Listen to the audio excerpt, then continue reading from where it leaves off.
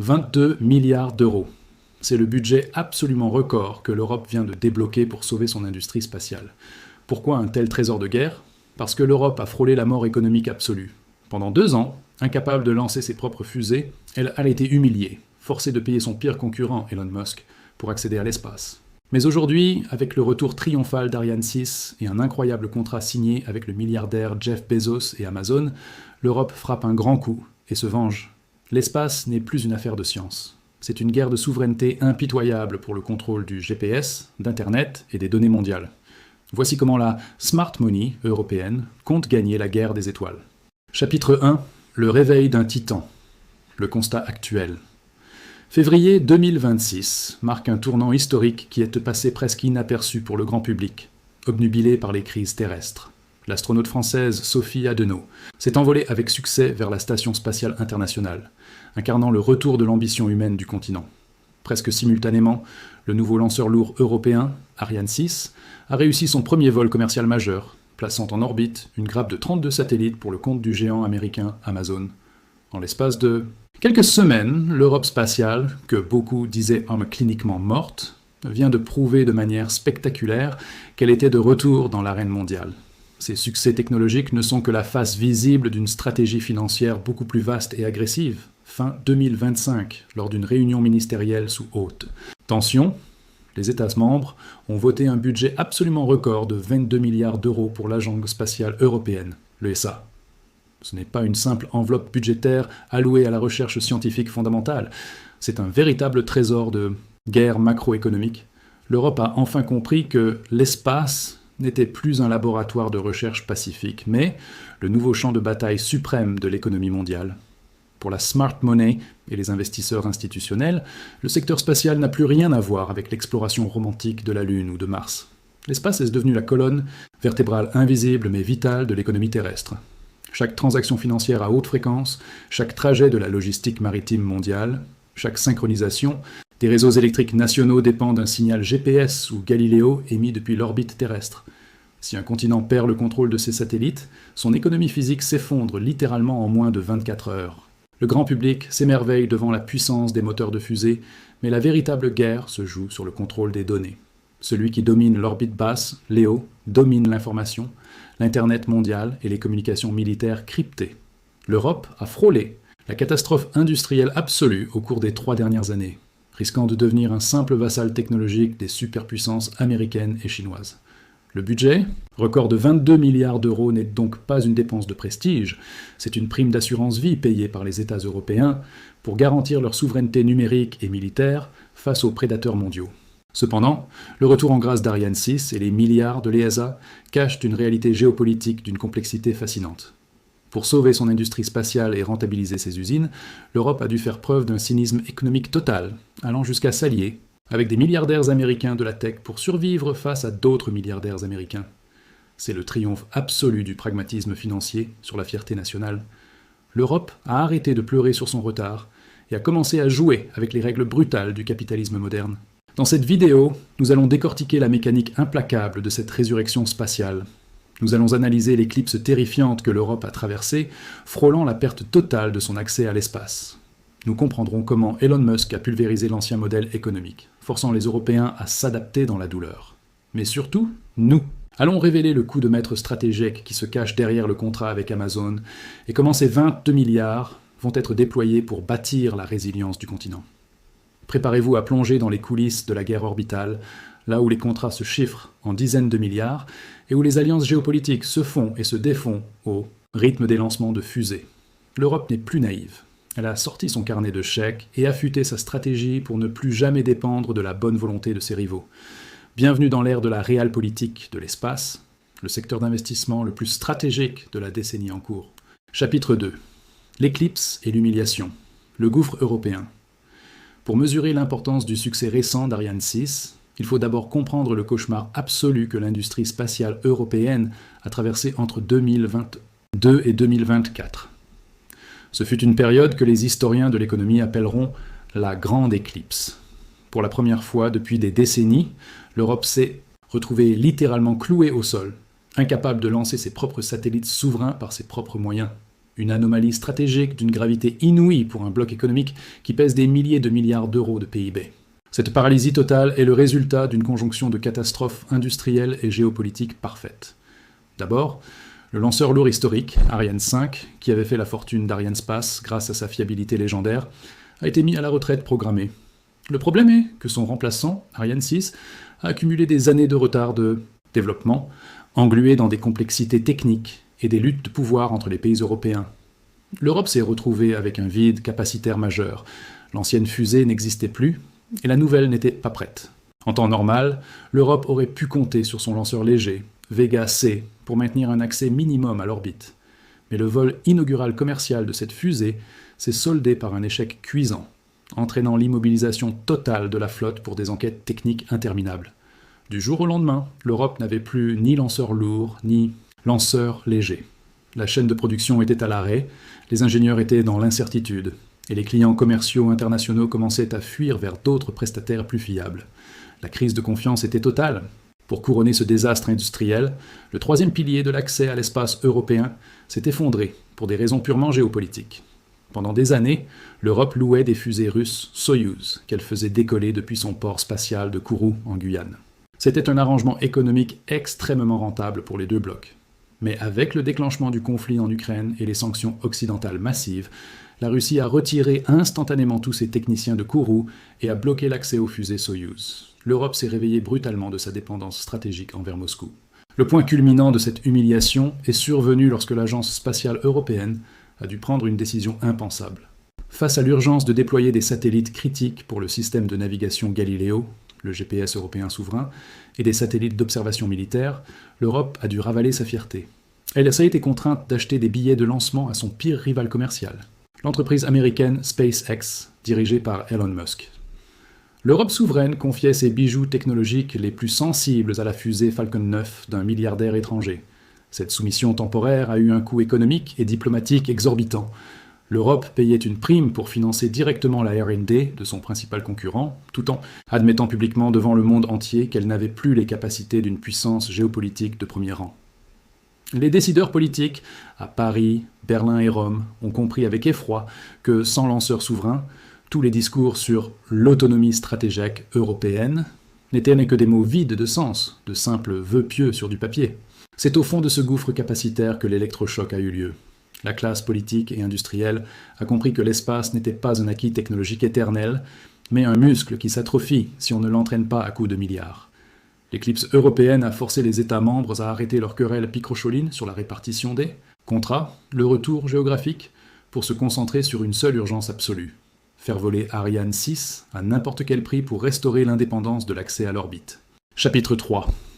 Le choc SpaceX, la révolution économique.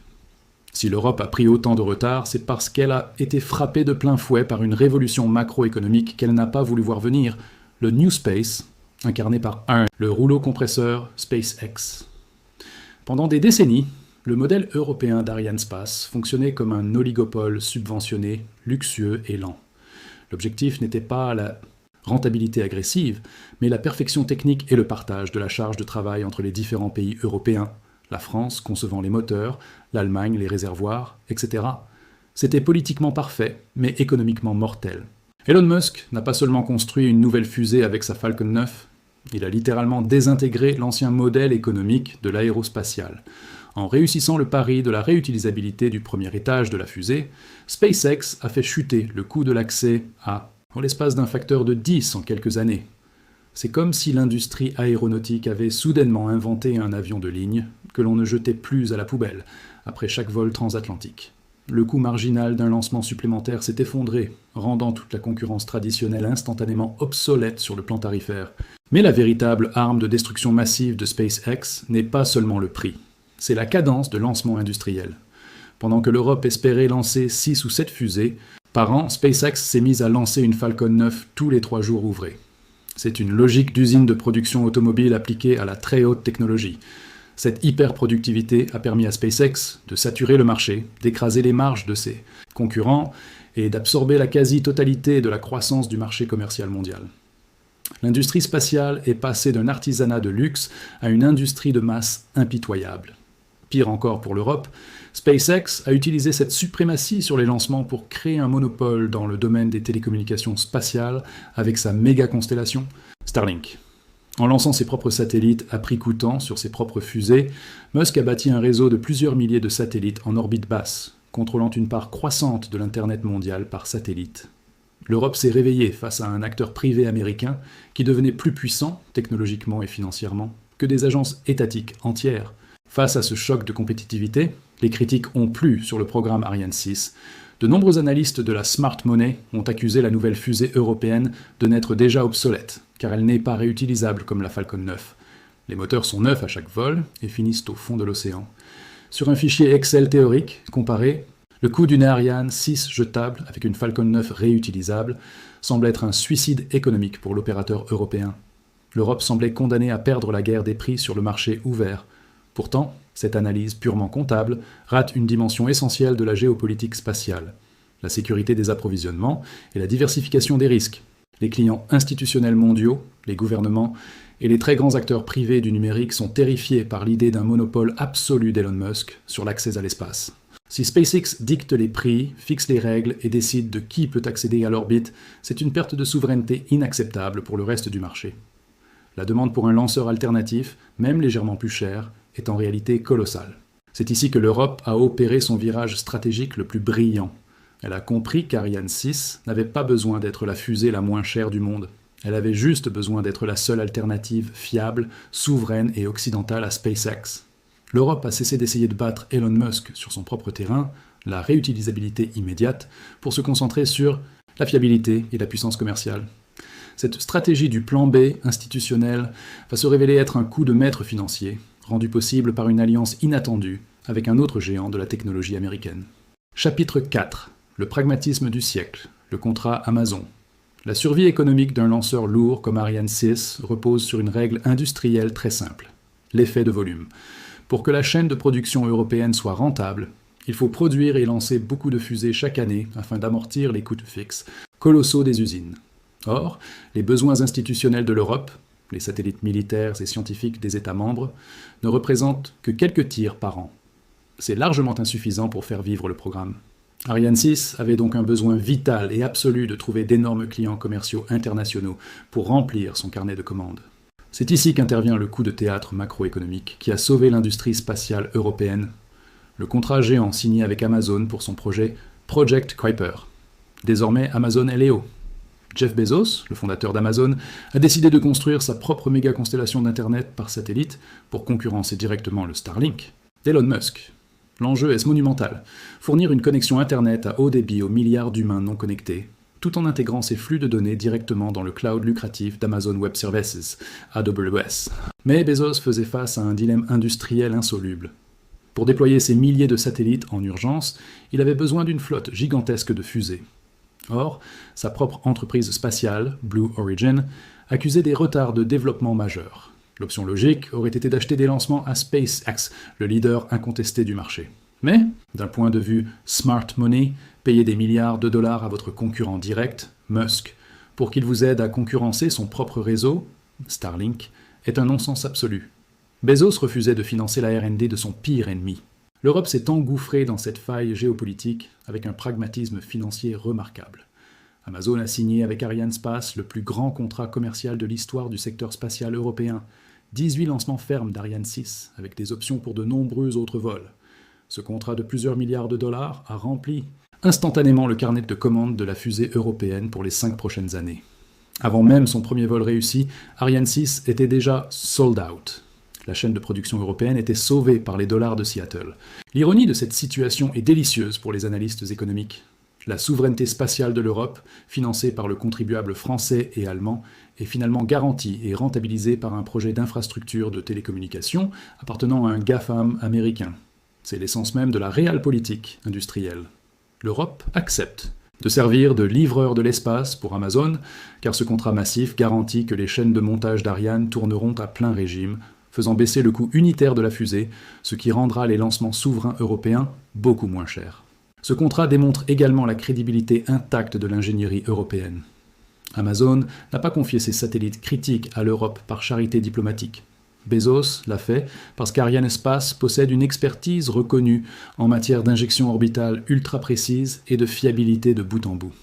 La fusée n'est pas réutilisable, mais sa conception permet d'emporter des grappes massives de satellites et de les distribuer exactement sur les bonnes orbites grâce à son moteur réallumable, optimisant ainsi la durée de vie de la constellation du client. Ce succès commercial permet à l'Europe de reprendre son souffle. En monétisant sa fiabilité et son statut d'alternative neutre face à SpaceX, Arianespace sécurise le maintien des compétences d'ingénierie sur le continent. Le contrat d'Amazon donne à l'Europe les 5 années de visibilité industrielle dont elle avait désespérément besoin pour amortir Ariane 6 et financer sereinement le développement de la prochaine génération de fusées qui, elles, intégreront la fameuse réutilisabilité pour reprendre la main sur la guerre des prix technologiques à l'horizon 2030. Chapitre 5. Le trésor de guerre, la stratégie des 22 milliards. Sécuriser le lanceur avec le contrat Amazon n'était que l'acte 1 de la reconquête européenne. L'acte 2, beaucoup plus vaste, réside dans le budget pharaonique de 22 milliards d'euros voté à la fin de l'année 2025 pour l'agence spatiale européenne. Historiquement, l'ESA se comportait comme un laboratoire de recherche publique, distribuant des budgets pour des sondes explorant les confins du système solaire. Aujourd'hui, sous la pression géopolitique, l'ESA pivote radicalement. Elle adopte la mentalité d'un grand fonds de capital risque, venture capital, souverain, centré sur la résilience économique terrestre. La plus grosse part de cet investissement massif est destinée à un projet d'une importance capitale, la constellation IRIS-2, infrastructure de résilience et d'interconnexion sécurisée par satellite. C'est la réponse stratégique de l'Europe face au monopole grandissant de Starlink et au projet Kuiper d'Amazon.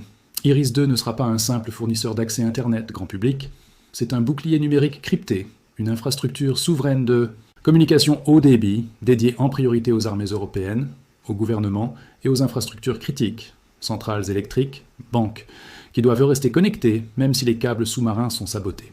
Le deuxième grand pilier de ce trésor de guerre concerne l'observation de la Terre, via le maintien et l'expansion du programme Copernicus. Dans un monde frappé par le changement climatique et la guerre des ressources, la donnée satellitaire est devenue l'or noir du XXIe siècle. Les images radars et optiques générées par l'Europe permettent aux hedge funds d'évaluer les récoltes de blé en Russie, aux assureurs de modéliser les risques d'inondation et aux États de surveiller les mouvements de troupes illégaux. L'Europe maintient ici son leadership mondial absolu, vendant de la donnée haute précision à l'économie globale. Mais le changement de paradigme le plus profond de ces 22 milliards réside dans la nouvelle méthode de financement de l'ESA. Rompant avec son monopole historique accordé à de grands groupes industriels comme Airbus ou Thales, l'Europe se met enfin à financer son propre écosystème de start-up privées, le fameux New Space européen. L'ESA n'achète plus le développement complet d'une fusée. Elle agit comme un anchor, customer, un client de référence. Elle promet d'acheter des services de lancement à des petites entreprises européennes comme Maya Space ou Isar Aerospace, à condition qu'elles développent des technologies viables et moins chères par elles-mêmes. Cette stimulation de la concurrence interne est une révolution culturelle. L'objectif est de créer une myriade d'acteurs agiles, capables d'innover rapidement dans la propulsion, la réutilisabilité ou les mini-satellites, sans être étouffés par la lourdeur de la bureaucratie institutionnelle. La France et l'Allemagne, notamment, injectent des centaines de millions d'euros pour voir émerger le prochain SpaceX européen. L'ESA a compris que l'innovation de rupture ne naît pas dans les ministères, mais dans des hangars industriels, où des ingénieurs prennent des risques financiers immenses avec le soutien initial de la commande publique. Les milliards votés en 2025 visent également à protéger les actifs spatiaux européens d'une menace de plus en plus tangible, la militarisation de l'orbite. Des programmes de Space Situational Awareness, surveillance de l'espace, sont massivement financés. L'Europe se dote de radars et de télescopes surpuissants pour traquer les débris spatiaux, mais surtout pour surveiller les satellites tueurs russes ou chinois qui s'approchent trop près des satellites de communication européens. L'espace est devenu un domaine de conflit officiel et l'Europe s'arme pour défendre sa souveraineté numérique. La Smart Money analyse ce budget de 22 milliards non pas comme une dépense publique à fonds perdus, mais comme un investissement d'infrastructures ultra rentable à long terme. Chaque euro investi dans les données spatiales européennes génère un retour économique massif sur la logistique, l'agriculture de précision et la sécurité cybernétique du continent. En finançant simultanément une constellation souveraine, IRIS-2, un lanceur lourd sécurisé, Ariane 6, et un écosystème de start-ups agressives, l'Europe se dote enfin d'une stratégie spatiale cohérente, intégrée et résolument tournée vers la guerre économique du futur. Chapitre 6. Souveraineté ou mort. L'enjeu de la décennie. En conclusion, la séquence historique que nous venons de vivre entre 2025 et 2026 prouve que l'Europe n'est pas destinée à subir le déclin technologique. Le succès d'Ariane 6, le contrat pragmatique avec Amazon et le déblocage historique des 22 milliards d'euros démontrent une capacité d'adaptation et une résilience surprenantes. L'Europe a regardé le gouffre de la dépendance spatiale dans les yeux, a compris que perdre l'accès à l'orbite signifiait la mort lente de sa puissance économique terrestre, et a réagi avec la froideur mathématique que la situation exigeait. Cependant, il n'y a aucune place pour l'autosatisfaction ou le repos géopolitique. La fenêtre de tir obtenue grâce à Ariane 6 est courte, peut-être 5 à 7 ans au maximum. Pendant que l'Europe stabilise sa chaîne de production de fusées non réutilisables, SpaceX teste inlassablement le Starship, un lanceur super lourd totalement réutilisable qui promet de diviser encore une fois les coûts de lancement par 100 et de pouvoir transporter des centaines de tonnes de fret en orbite. De son côté, la Chine progresse à une vitesse fulgurante dans son programme de station spatiale et d'exploration lunaire, poussé par des budgets illimités. Le véritable enjeu pour l'Europe dans la prochaine décennie est donc de réussir la transition du sauvetage vers l'offensive. Le continent doit maintenir la pression de l'investissement public et encourager massivement l'épargne privée européenne à s'investir dans le secteur de la deep tech spatiale. Nous ne pouvons plus nous contenter de fournir des satellites scientifiques de très haute qualité ou d'être le lanceur de secours des GAFAM. L'Europe doit imposer ses propres normes commerciales dans l'exploitation des données orbitales et devenir un acteur incontournable de l'économie cislunaire entre la Terre et la Lune, qui se prépare. Pour l'investisseur particulier ou l'observateur macroéconomique, la leçon est claire. L'espace n'est plus une niche de la tech, c'est l'infrastructure suprême qui englobe toutes les autres. Investir ou comprendre la cybersécurité, les télécommunications mondiales, l'agriculture optimisée ou la logistique maritime, c'est obligatoirement analyser les dynamiques de l'économie spatiale. Les entreprises du New Space européen, qu'il s'agisse de fabricants de micro-lanceurs ou d'analystes de données satellitaires, représenteront certaines des plus fortes croissances boursières et industrielles des 20 prochaines années, portées par une commande publique devenue agressive. L'histoire de l'Europe spatiale est celle d'un orgueil technologique blessé, suivi d'un réveil pragmatique et brutal.